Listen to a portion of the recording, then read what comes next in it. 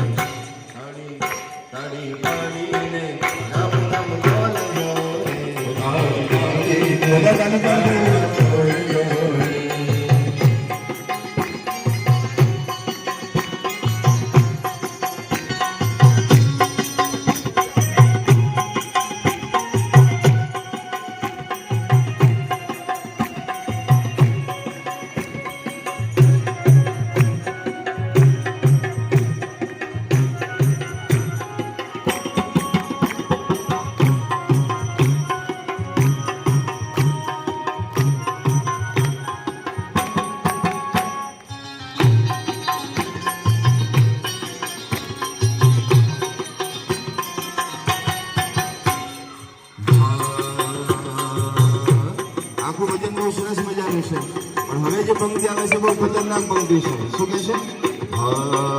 તાળી પાડતા તાળી પાડતા તાળી પાડતા જે શરમાય છે, તાળી પાડતા જે શરમાય છે, તાળી પાડતા ઘણા શરમાય છે, તાળી પાડતા ઘણા શરમાય છે. ઘણા લોકોને ભગવાનના નામની તાળી પાડવામાં શરમ આવતી હોય છે.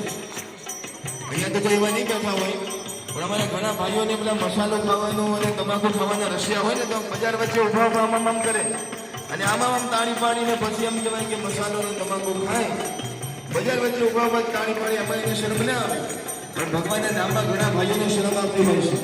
એટલે ઘણા બહેનો એમ કહેવાય કે ચાર બહેનપણી ભેગી થઈ જાય તો તાલી ઉપર તાલી આપીને વાતો કરે, એમાં એને શરમ ના આવે, પણ ભગવાનના નામમાં ઘણા બહેનોને શરમ આવતી હોય છે. આપણે જોવાનું છે કે અહીંયા કોને કોને શરમ આવે છે ને કોઈને શરમ નથી આવતી. તો જેને શરમ ના આવતી હોય જરા બે હાથ ઊંચા કરીને તાળી પડે તો ખબર પડે કોને કોને શરમ આવે છે ને કોને નહીં. હા, તાળી પાડતા જય શરમાય છે, તાળી પાડતા જય શરમાય છે.